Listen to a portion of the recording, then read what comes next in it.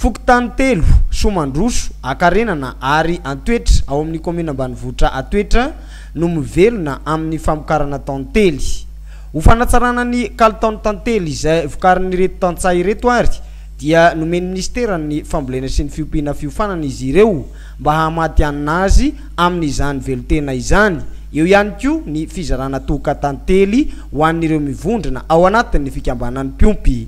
Andrasana moa zany dia ny fanarahana ireo fenitra izay takina amin'izareo mba ahafahany mamokatra tantely ara-pahasalamana. Amin'ity taona ity zany izy ireo dia efa tokony mamokatra tantely amin'ireny tohatra ireny, tokony fofeny moa zany ireny tohatra ireny amin'ity taona ity mahazo vokatra zareo ary amin'ny taona manaraka efa tena mamokatra betsaka mihitsy.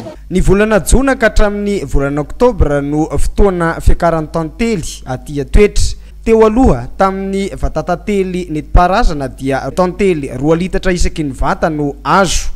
Defaly ny tenanay satria ohatra hitondra vao kosa tsara dia tsara hoanay mihitsy izy amin'izao fotoana izao ka dia isaorana anareo mpitondra fanjakana ndany fanareo teknisianina. Ny faritra Moronmany dia isan'ny misitraka tetikasa maro avy amin'ny fitondram-panjakana amin'ny alalan'ny foibe-paritra ny fambolena sy ny fiompiana. Satria be dia be ny asa tao aty tsy ilaza fa tsy mifanarena tohadrano isan-karazany izay tamin'ity taona ity fotsiny dia efa misy any amin'ny 30 mahery no voarina zany atao commune Antoetra izay misy antsika izao zany dia isy anankiray izay raisina vondromaika moa izay filaza azy avy narenina tamin'ny rivodroza tena nandalo farany dia amin'ny zoma zao zany atao izay fandraisan'izay. Misy ihany koa ny fizarana masom-bolo toy ny tsaramaso dia ireo fitaovam-pamokarana isan-karazany.